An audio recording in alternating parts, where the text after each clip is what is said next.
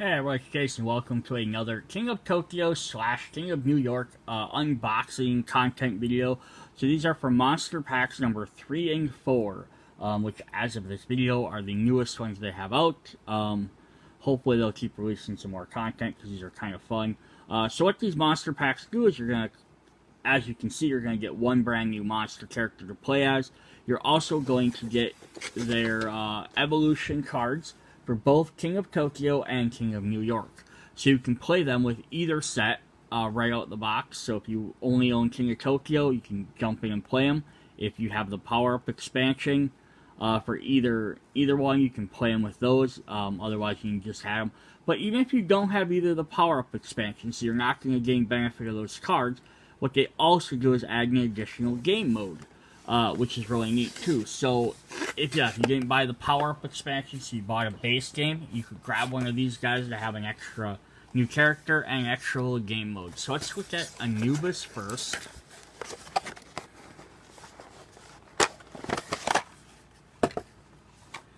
So of course we're gonna get the little standee, little Anubis with his Ankh staff and his little fireball.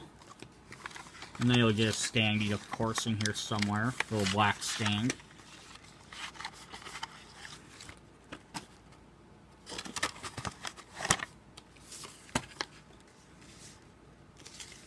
And then he'll have his character board. Alright, then let's look at the rules quick, and then we'll look at all the cards and stuff that we get. Alright, so the Anubis pack. So the brand new feature we're going to get is the pyramid, the die of fate. It's a pyramid shaped die, so it's this little yellow die here. It's going to have 3 symbols on there, or the scarab symbol in the middle. It's just kind of a cool die. So you have like you have an Ankh here, which is the one on the top. You have the Eye of Horus, or is that the Eye of Ra? Eye of Horus, I believe. My wife is going to yell at me for not knowing these. There's a snake. So I'm not sure if that has a specific name or not. And then one side is going to have these little, like, rivers. Which I don't know what they're called either. But being a triangle die, so all 3 sides are going to have it. So when you roll it, it's whatever side's on top. Now, keep in mind, though, people I know that like to roll dice like to do this kind of thing where you sort of like, oh look, I rolled that. Like, it just doesn't roll. Like, you can't just drop it very well to get what you want. You kind of can. If you do that, you do like an actual just drop. It's gonna do. It doesn't roll across the table very well.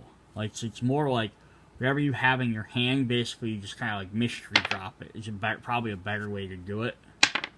You know, like mystery shake it up in your hand and then throw it. Because yeah, they don't roll like a D6 or a D20 where they roll across the table very well.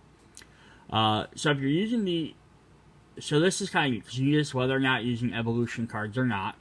So you just add it to any game, New York or Tokyo.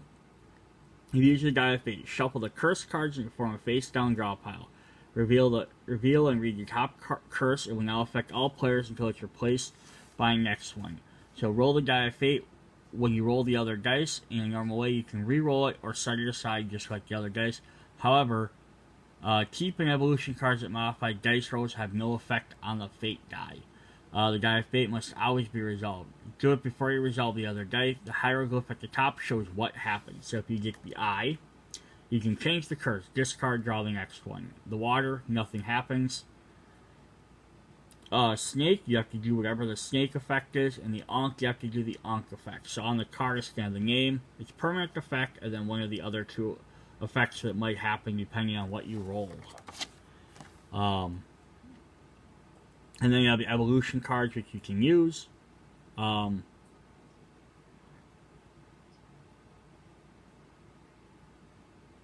And then we have the Golden Scarab. The Golden Scarab affects certain curse cards at the start of the game. Give it to the player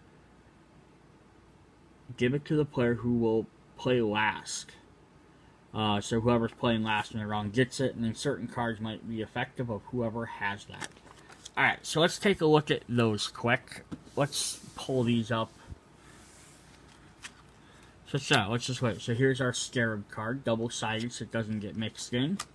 Our curse cards all have like his spell hang on the back, so again they don't get mixed with the other power cards. And then we're just going to read what all of these do. And says this can be played in either one. Everything's going to say stuff like Tokyo Manhattan. So we have Phrenic Ego. The permanent effect is monsters cannot yield. If you get Ankh, so I'm just going to say I'm just going to read them in order, like top, middle, left, instead of saying each one. Yield Tokyo Manhattan. You can't enter Tokyo Manhattan this turn or take control of it. Isis's Disgrace. Monsters without the Golden Scarab cannot gain health. So one lets you take it, the other one lose 1 health. Thought's Blindness. Monsters without the Golden Scarab cannot gain energy, so either take it or lose 2 energy. Tut and Hamon's Curse. Monsters without the Scarab cannot gain VP, so take it or lose 2 VP. Kind of see a trend here, right? Buried in the Sand. Monsters have 1 less roll. If you use 1, you gain 1 extra die roll, or you cannot use attack this turn. Raging Flood. Monsters roll 1 less die. Take an extra die, put it to the face of your choice, or discard 1 die. Hotep's Peace. Monsters without the Golden Scarab cannot use attack. Take it or lose 1 energy for each attack you rolled. Set Storm. At the beginning of your turn, you lose 1 health. So you're going to gain plus 2 health or minus a health. Builder's Uprising. At the start of your turn, lose 2 victory points. If you are not in Tokyo Manhattan, playing extra turn after this one without the Fate die, or minus 2 VP. Inadequate Offerings. Cards cost 2 extra. You can draw a power card or discard a keep card. Bow Before Ra. Monsters' maximum health is 8. Monsters that have more than 8 health go down to 8. You can gain plus 2 health or minus 2 health.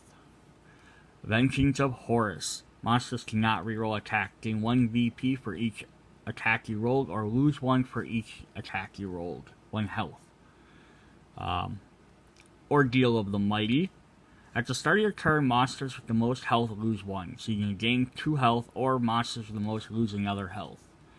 Ordeal of the Wealthy. Same thing about the victory points. Either you lose 1, you can either gain 2, or you lose 1 if you have the most. Ordeal of the Spiritual. Does the same thing with energy. So the most loses 1 energy. Gain 2, or you can lose some. And instead of like those cards, if they stay out, you might not be first that turn, so someone else might lose it for the permanent effect. But then if you roll the Ankh symbol, you can end up gaining 2, so then the next turn you might have enough. Or someone else might spend cards, or, various different ways the longer it stays out. And there's a 1 in 4 chance for you to have to draw a new card. Resurrection of Osiris. Monsters outside Tokyo Manhattan cannot use health. Monsters in can use their health. And I like that it just says use and not gain, so I wonder if that means you can't use them for other effects as well. Take control of Tokyo Manhattan or yield it. Forbidden Library. Monsters without Golden Scarab cannot buy power cards. So take the Golden Scarab or discard a keep card. Confused Senses. After resolving the Die of Fate, monsters with the Golden Scarab can force you to reroll up to 2 dice of his choice. Take it, or monsters with the Golden Scarab can instead gain all health and energy that you should have gained this turn. Pharaonic Skin. Monsters with the Golden Scarab cannot lose health, so take it, the Golden Scarab, or give a combination of 2 health, energy, or victory points to the monster with the Golden Scarab.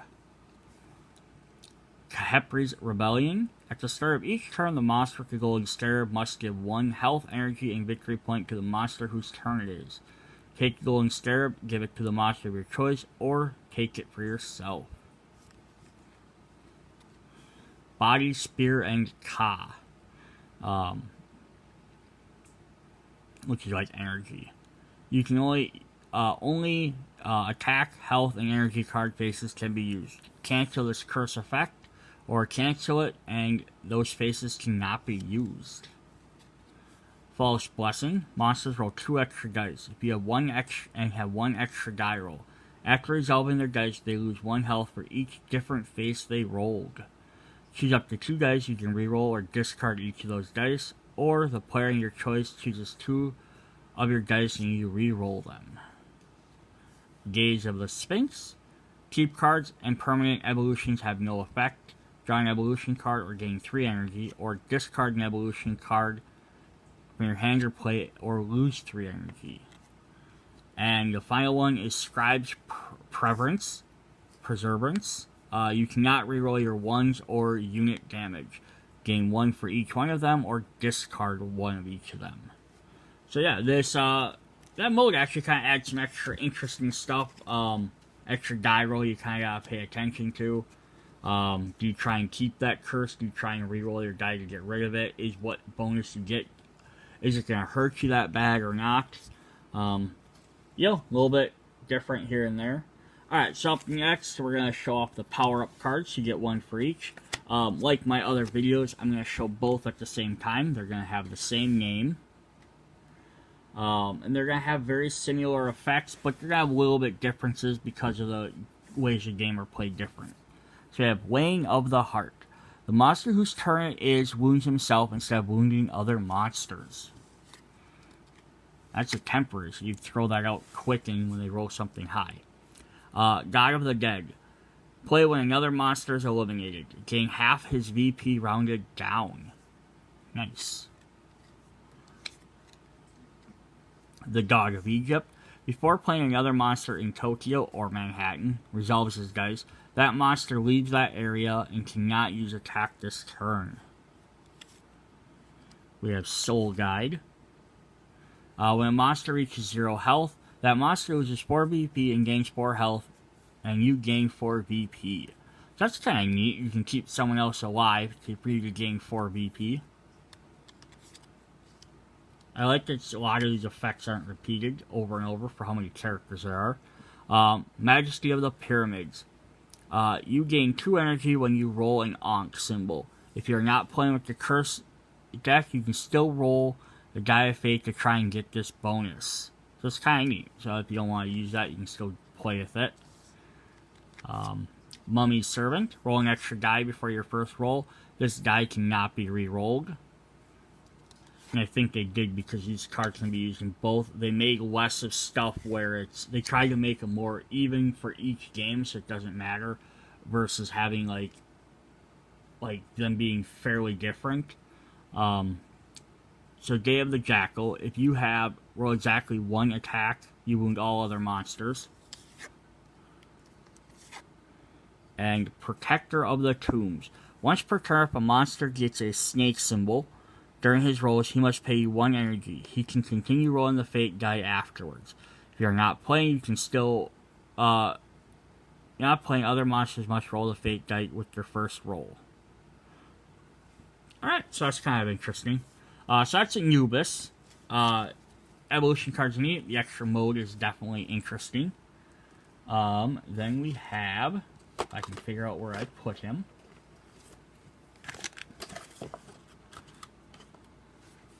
We have Cybertooth. Ooh, I can back this up. So this is actually an interesting character in himself because he comes with 2 modes. Which we'll explain in just a minute what the heck I mean with that. So there's his normal, he's kind of like a tiger bot. And dump out all the cards. He's also got an animal form. And then there's his player card. So if you're just playing normal, like not using any of the extra cards, you can just play using the regular, either form really, because they don't do anything. But let's look at what it says here. So, okay, we have Berserk mode, which I'm going to explain in a second. We have Evolution. I actually want to flip over and look at his transformation. So, Biped and Beast Form. Cybertooth is a shape-shifting monster, can only transform in games with evolution cards. Cybertooth begins a game in transformation card, biped side up, and the biped figure. So that's the humanoid-looking one. Once per turn, during the power card purchase phase, Cybertooth may spend 1 to flip the transformation card before buying any other cards. Replace the current figure with the other one and immediately apply the effects associated. If you want to play the Mutant Evolution variant, all players can take a transformation card. You can download and print more. So you only get one in the game, but if you want to have it where anyone could potentially have access to this, because some of his evolution cards reference that. So each person might get a different card. They give you the option to do that. So before we look at any of the other stuff, let's just look at what that card does. So here we have biped form. And for the bipower phase, you may spend 1 to flip this card. So if we flip them over to beast form, during the roll dice phase, you may re-roll 1 of your dice an extra time. You cannot buy any more power cards. Before the bipower card phase, you may spend 1. So basically, when you're in this mode, you get 1 extra die. But you can't buy power cards. It's just kind of the give and take. So if you want to buy power cards, you have to flip them back over to gain it. So it's just a little interesting mechanic. Alright, then let's look at the new game mode. So we're going to have the evolution cards. It's going to work like all the other power-up ones. But we have the Berserker mode. You can use a Berserk mode in even games, even if you don't use evolution cards or if you're not playing with Cybertooth. So when you roll 4 or more attack, place a Berserk token on your monster. You are now in Berserker mode. During your turn, if you're in Berserk mode, you can roll the Berserk dice, which is a little bit bigger, chunkier dice. In addition to the other die, you can re-roll it and set it aside just like other dice. If you are playing King of Tokyo and you roll the skull, lose 1 health. But if you're playing King of New York, you treat it as a unit damage card. When you heal yourself, and they just did that so they didn't have to make 2 separate dice. When you heal yourself, Berserk mode ends. Then remove it from the token from your monster. As long as you don't heal yourself, you can keep that. So what's the advantage of having this? Is you're going to have 2 sides with regular attack, a side with a double attack. You're also going to have an energy and a double energy, and then 1 damage.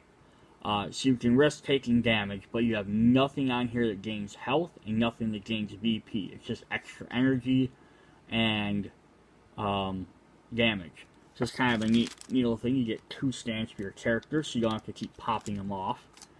And then here are the little Berserk tokens. And they're going to give you 6 if you're playing up to a 6-player game. And then they just pop off. They're these kind of little, like, chips. Which then you can, like, just slide on your character like that. So that way you can keep track if you're in Berserk mode. It's kind of a funny thing. But that way you know every turn you're like, oh, that's right, I'm in that. You'll have to try and keep remembering.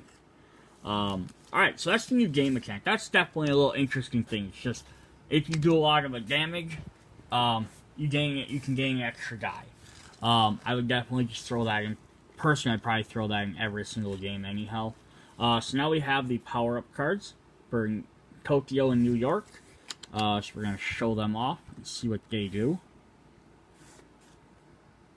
So we have Tail Whip. At the start of your turn, if you are in biped form, monsters in Tokyo or Manhattan lose 1 unless they retreat immediately. If they do, you take control. So here's where having that mode change would make a difference. Feral, or Feral. When you roll 2 attack or more, you may enter Berserk mode. So he gets the option of doing it at 2 instead of 4. Self-repair. At the start of your turn, if you are in biped form, gain 1 health. Big Teeth. If you lose 3 or more health during a turn, gain 1 VP. When you transform into a beast, gain 1 VP. Recharge. Play this card only at the start of your turn if you're in biped form. Gain 3 heart and 3 energy, then skip your turn. A lot of robots have that. To be able to skip your turn, it's kind of neat. Rage batteries. Play this card only if you're in beast form. Gain 2 energy for each health you lost this turn. take damage and do some extra stuff. Retractable shell. Play only if you're in biped form. Lose one health. You cannot lose any more health for the rest of this turn. Enter berserk mode and transform into beast. So basically you take 1 point of damage and turn into a beast for free. And then the final one we're going to get is Dominant Predator. Play this only if you are in biped form. Steal 2 VP from each monster in berserk mode. They end their berserk mode, then enter berserk mode and transform into beast. So that's kind of neat. A little way to force people to switch stuff around. Yeah, so that's the 2 different other packs we got. We have, again, Cybertooth and we had Anubis. With these 2 packs, I would say if you're gonna buy one of the 2, you had to choose. I would definitely recommend Cybertooth. That extra die is just kind of a fun little extra thing to have. Doesn't really overly change the game. The curse thing is definitely cool, but it's something you want to play with people that played the game a few times to add on to the mode. I wouldn't throw it in early on because it's an extra entire step for everyone to keep track of. Because every turn you have to look over at the permanent curse card to see what it does, and you have to pay attention to what your dice does. And plus, it's like triangle dice don't roll super well. And then out of the 4 packs, if you had to get 4, either 1, 2, 3, or 4, I again would still recommend Cybertooth first. I would say secondary. I would almost probably say Cthulhu if you're playing with New York, because you get all the extra building tokens, which is really cool. But Anubis is also adds a little extra game mode, and I'd probably say 4th would be King Kong, just because the only thing he really adds is some extra buildings, which I said in the other video if you saw it, isn't really that worth it unless you're going to like modify the rules. So we have one last thing we're gonna go over here is I have some promo characters, which they're available here and there. I got some of these through the Board Game Geeks like website and stuff. You can find them in different spots. So we have Cookie. The only unfortunate thing is all of the promo monsters I've at least seen so far, they just have the board and the cutout, and they come with a stand. But yeah, they don't get into the evolution cards, so you can't play with them that way. So in that sense, they're just a different character to play as. You can't use them for any of the other effects, unless you're going to do the mutant evolution power-up, where you shuffle all the different things, then it doesn't matter. But they're not going to have their own unique ones. There are people that made their own. You can always go to like boardgamegeek.com and look that up if you want. They have their own you can print off. So then the other 2 I got are, we have Crabomation? Like Abomination, but Crabomation. So yeah, a giant crab monster. Which is definitely kind of cool. Just a little bit different thing. And then we have Orange Death, which is a giant carrot monster. So that's kind of cool too. So those are just 3 different promo characters I got, and we get bases for all of them. Which is nice, because then you have a base for every character. So if you have somewhere like a box or something you're dropping all your characters in, you can leave the bases attached, or just separate them. It doesn't take long to stand them up on there quick. But otherwise, there's nothing extra special about them. There's plenty of more. There's other promo cards. If I ever buy a bunch of them, I'll do a separate video with all the promo stuff. But since that's the only 3 I had, I just tossed it on here. Alright, so I'll see you guys whenever the next set comes out. Bye.